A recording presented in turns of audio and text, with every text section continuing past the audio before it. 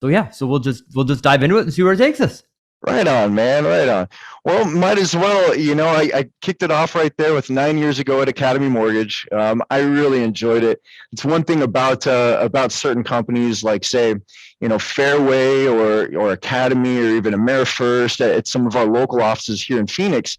That they make really good work life, work family kind of environments. I loved being able to join, be brand new, and be elbow to elbow with other professionals that's been doing it for 20 years or even 5 years, but at a very high level, going through the crash and coming back on the other side with a great book of business. Which I'll tell you, the people that I met 9 years ago in the industry, they were the ones that grinded through the crash, and on the other side they were superheroes. And we've seen that over and over, and I'm seeing that in a sense right now. The people that are reinventing their marketing and doing amazing things right now. I see the trend line where they're building more than enough business and more than enough eyes on them to come back on the other side of a crazy market with like Rolexes all over their arms. It's incredible to see. And so 5 years ago anyway, I did meet Mike Cordes, and people told me all the time that, Branden, your business model, you're just like Mike, just like that, in kind of a derogatory way, because Mike Really? Cordes, yes, absolutely. Because it was one of those where, if you're a telemarketer, then you know that you want to control the lead. If you Yeah. control the lead, then you can, in essence, employ your realtor, but not exactly employ, but you direct your traffic. And if they want to play ball, cool, they can get their part. But if they don't want to play ball and have their contact points, and even notating your CRM and basically keeping the entire process clean so you can scale it, well, you can get rid of your realtors and you can replace them with I guess, more professional realtors that will receive your leads properly. But if they don't do that, and if they don't reciprocate, you can move on to the next, and give somebody else better opportunities that's going to be a better host of your business, and I truly felt there's nobody who's going to be able to generate leads and me trust them for forever in terms of the real estate side. So it may as well be me. It may Yep. as well be me focused and controlling that carrot and not monetizing on the real estate side. But if you really want to reciprocate and do business, let's just make sure that we're married up and expectations are set. And then we'll advertise like crazy together, but I will be responsible for my outcome. Right. Yep. And so is that how you approach most realtors in your relationships? Is, hey, we're going to come in, we're going to lead gen together, but I'm going to work the leads and make the opportunities for you? Yeah. Oh, yeah. In fact, I think that's an important thing to not lose control of. There's a lot in terms of our profession that can seem like it's out of our control. But if you are able to control the process of leads and the funnel of leads, then your place is secure. Your place is secure. And then in a sense, you can kind of develop a relationship with any realtor you want because, well, you're not asking them for everything. You're asking for a partnership that is, possibly built on the fact that I do what I do better than you do what you do, maybe. And so let's share in the wealth and let me use your time and your influence to nurture and foster my leads as well that we've generated. And so I hear all the time there's and have had been on the other end of it. Realtors come in and they're like, okay, we'll do a co-marketing agreement. You're going to pay for 50% of my Zillow leads. How do you rebuttal that, and where do you get most of the leads that you're generating for the realtors that you're working with? Well, I will tell you, I've declined anything that has to do with the paid stuff on, say, Zillow or Realtor.com, Redfin, things like that, because I honestly think that leads are very inexpensive and easy to generate responsibly. Yeah. When you go so deep to generating cold leads from something, say, like Zillow or any of these others, you're also starting at the same point that a lot of other realtors or loan officers are, and you're fighting the same battle, right neck and neck with them. In the second you get busier than the next guy, well, they're going to be able to scoop up your lead. You lose your advantage the second you get a little bit busier than you are now. Yep. And so I don't like to play in the same playing field as everybody else, because the competition is something that will always be there. And you can negate most of that, I guess, competition if you just generate your own leads. Do it responsibly. And it could be from a combination of your local sphere, your local market, to open houses and things like that. But purchasing leads, you can get it down so inexpensive in some cases. But again, it's like you've got one pitcher and you've got 20 all-star baseball batters in front of you that's taking their swings. And who's going to hit that home run? Who really knows? It could be the very last person that could be the low rate leader in some cases. And it wasted a lot of people's time and effort and even money in the process. But I will tell you, that generating brand new leads responsibly is just the best way to go. Very best way to go. Every bit of what you mentioned in terms of past clients and generating leads that can be, yours, proprietary to your business is, it should be, in my opinion, the goal of most loan officers to get there. 100%. And so I think what I'm hearing here is your assets that you already have in your mortgage business, your past customer database, your financial planners, your investment advisors, like all of the leads that you get when you're actually doing the work of picking up the phone every day and reaching out to the people that you're supposed to be reaching out to. There's more than enough business to generate high quality applicants that you can share with your realtors. You don't have to do those co-marketing arrangements. Gosh, you don't. As a matter of fact, in most cases, I find that the realtors that are reaching out for that, it's kind of their loss leader. Like, I'm not too sure if I really want to do business with this loan officer, but hey, if they're willing to pay 50%, we can, we could talk, we can make it work. And if they do not perform on those particular leads, well, they at least know that we might go ahead and kick it over to this other loan officer if you don't have the product or the rate, if you can't do it.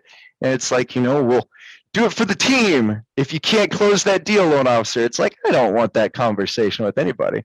I want people to understand, if, we're doing business with my leads, with my opportunities, I'm not the expendable one here. Yeah. I will not be the expendable one. I won't want to be put in a position to where I'm paying out the money, and then, it's up to somebody else if they, want to passionately direct traffic in my way because we've got an MSA. I truly feel that money doesn't buy the influence. It's the hard work in your systems that will maintain your influence, but you have to keep your advantage as a loan officer. Yep. Yeah, I couldn't agree more. And so, Branden, you're one of the top recruiters for Nexa, if I'm not mistaken. Is that correct? That is correct, yeah. So I would love to hear, so there's a lot of people in the industry right now that are looking at making a move. There's a lot of people in the industry right now that are looking at that as a growth tool, because we all know the market's going to come back. It's cyclical. I've been through 3 market cycles myself. We know it's going to go down. It's going to come back up, and they're stacking their bench so that when the volumes come back, they're just that much stronger on their team. So, how do you approach recruiting? How have you been so successful with it? How do you do your outreach? Like, just walk me through your process. This is a good one. So, Chris, I put my chat with B.com right there. Nice. Because anytime I talk about recruiting, I want to make sure that people have a good opportunity to, to get my take on it, my, firsthand conversation right there. And so I always direct people right there. Let's have a conversation. Let's talk about this, because, I think when it comes to recruiting, it's not easy for any company to recruit in mortgage unless you really give your loan officers everything. If you've got a product that loan officers will have an advantage of in almost every genre that you look at, it's easy to sell. Okay. And I love products that kind of sell themselves, because I don't have a problem selling myself. You combine those two things and you've got a really big win. It's when you've got an inferior product that, you're like, I'm a salesperson. You've got those branch managers. It's like, you don't sell rate. Well, I'd want to be the one, like, why not? Like, why not? Why not have better rates than my competition? And look back on the sales side, like, ooh, you got beat out by rate. You may be a soft salesperson. Well, I don't believe that. I don't think it's true. I think that there's a ratio that is out there, and we are striving every day to get there. That is just overall very best for every single loan officer that's out there. Well, maybe not every single loan officer, but your average loan officer that's out there. I think that if you create a product, create something that's going to help them have an advantage in their market, then you've got a product that can sell itself, and it's it's not going to take all the, I guess, hours and hours of drudgery of trying to sell a loan officer. Instead, here's the variables. Let's weigh out the apples and apples and see if if you have a better bottom line in the end. And I think that's what the most important thing was. So it was about 4 years ago to the day that I was meeting with Mike Cordes, and and we had a really big real estate brokerage that moved into our building, and it was with EXP. And previously, Mike was, he mentioned, like, Branden, why don't you go back and chat with a couple people there at, a previous company and see if we can't, build a couple more people in the office, get a few more loan officers. And my honest thought with that is, like, one, I don't have the time to divert away from my book of business to recruit, especially if it's, the reciprocation from that would be a handshake, a high five, heck, maybe an envelope with a couple $100. I don't know. But there was no incentive that was good enough for me to bring on my competition from my previous work family, and to feel like that's a fair decision or a fair trade-off right there. No matter how well you want to make your work family, I think that that if you're doing those kind of things, well, you should at least be made partner in a sense. And so we saw the EXP model, and I gotta say, they found a very good way of making their realtors partners. And Mike Cordes and I, we really did want to put a lot of thought into how we can make loan officers partners compliantly. We wanted to do it legally. We wanted to be able to share in the fruits of our labor forever, because our influence is something that brings recruits in, not a recruiter or a owner, but it's us individually as loan officers that can really talk to another loan officer, share our experience, and really influence responsibly to a company that could benefit them and really help their bottom line, maybe even help their family thrive, even in a market like right now.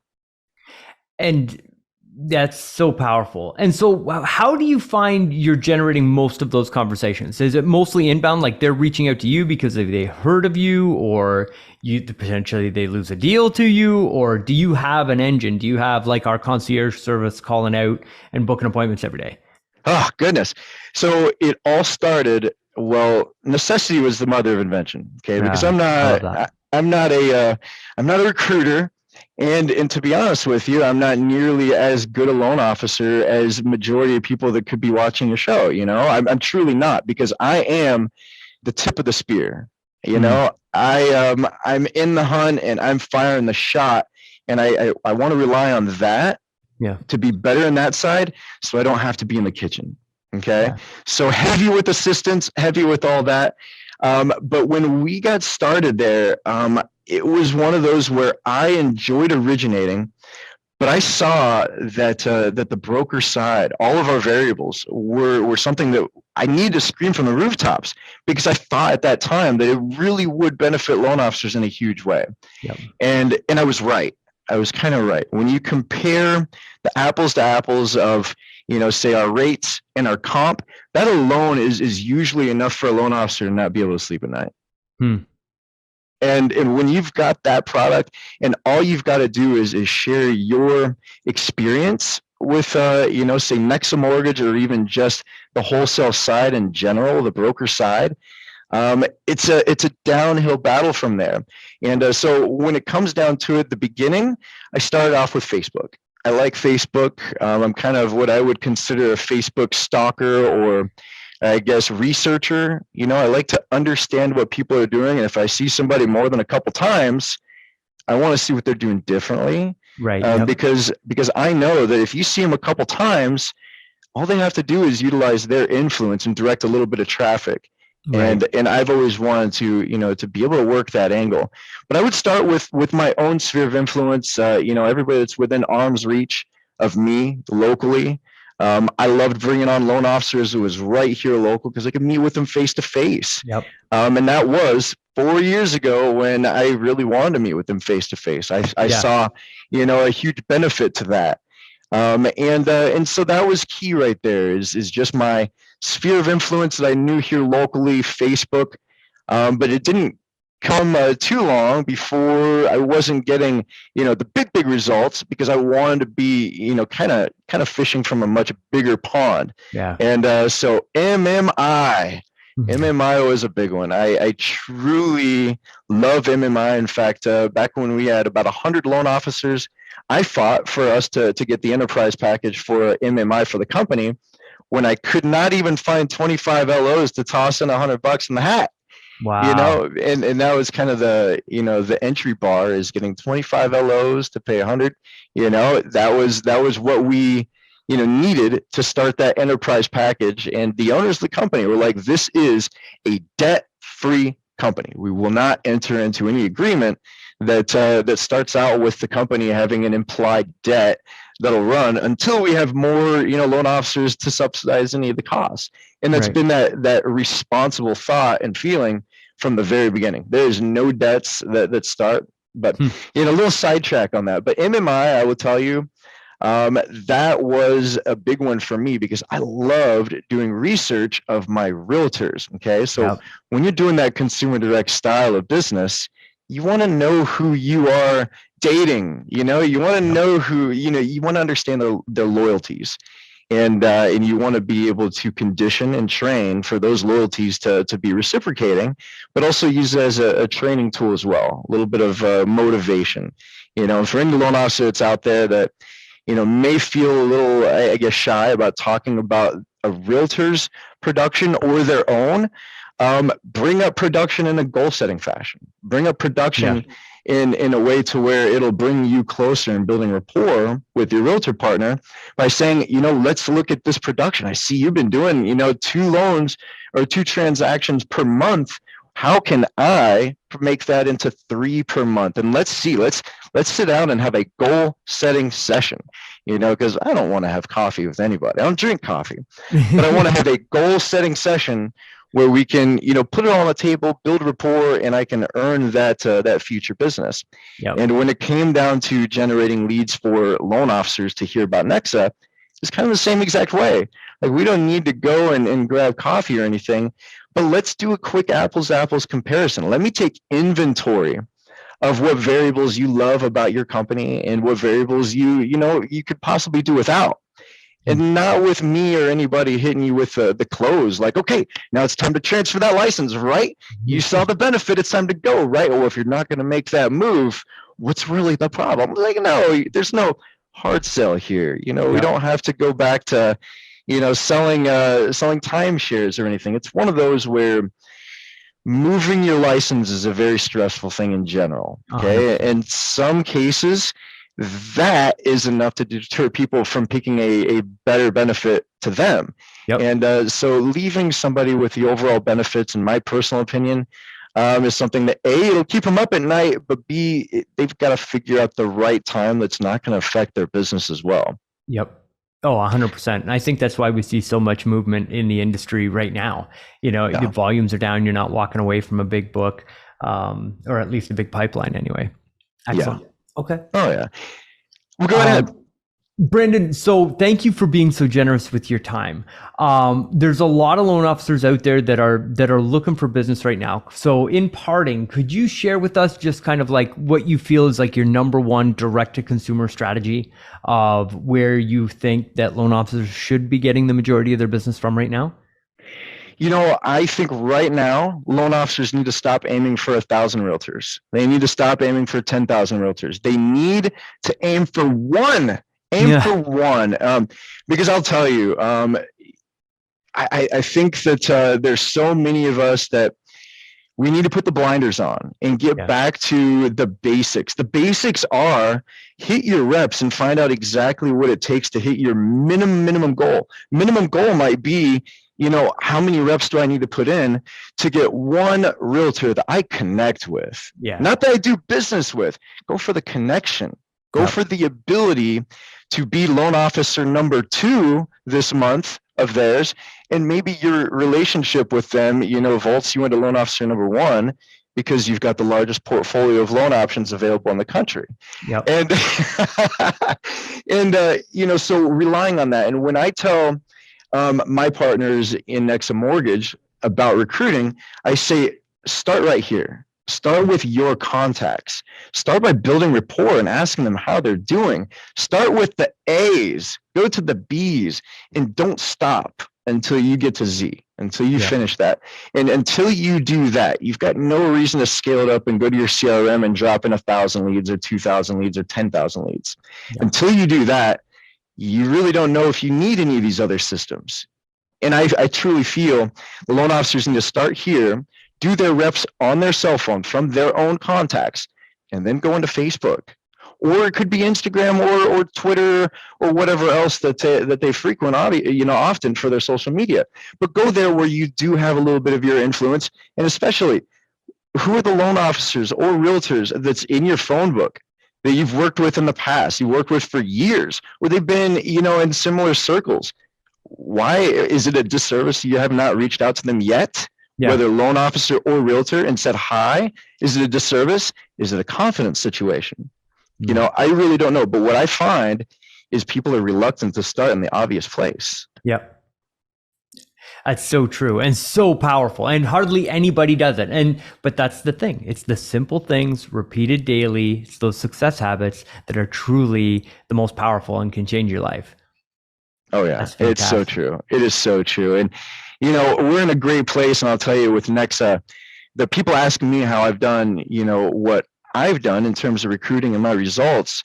And, it's a lot of consistency, it's a lot of contacting lots and lots of people. But where I find the biggest results is when I just go back and make a couple calls, and it's usually text message. I want to be efficient and I want to respect everybody's time.